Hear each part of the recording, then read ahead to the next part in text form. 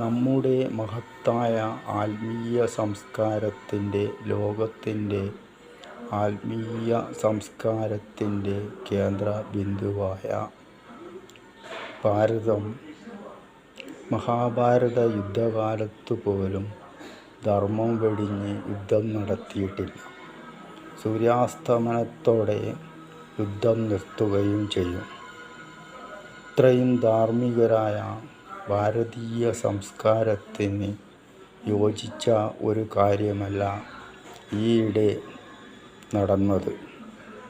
മനുഷ്യർ, കൊച്ചു കുഞ്ഞുങ്ങൾ അടക്കം ഉറങ്ങുന്ന പുലർച്ചെ 4 മണിക്ക് ബുൾഡോസറുകൾ വെച്ച് ഒരു ജനസമൂഹത്തെ ഓടിക്കുക പൊതുസ്ഥലത്തുനിന്ന്.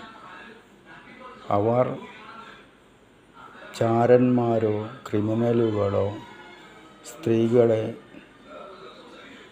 ബലാത്സംഗം ചെയ്ത് കൊന്നവരോ രാഷ്ട്രീയ ക്രിമിനലുകളോ ഭീകരന്മാരോ ഒന്നുമല്ല, ഇന്ത്യൻ പൗരന്മാരാണ്. ഇനി അതല്ലെങ്കിലും അവർക്ക് വേണ്ട പ്രാഥമികമായ താമസ സൗകര്യം കൊടുത്തുകൊണ്ട് വേണം മാനുഷികമായി ധാർമ്മികമായി അവരെ മാറ്റി നിർത്താൻ. ഏത് കൊടും കുറ്റവാളികൾക്കും രാഷ്ട്രീയ കുറ്റവാളികൾക്കും എത്രമാത്രം പരിഗണന ജയിലുകളിൽ കൊടുക്കുന്നുണ്ട്. എന്തിൻ്റെ പേരിലായാലും ഈ ചെയ്തത് കൊടും ക്രൂരതയാണ്.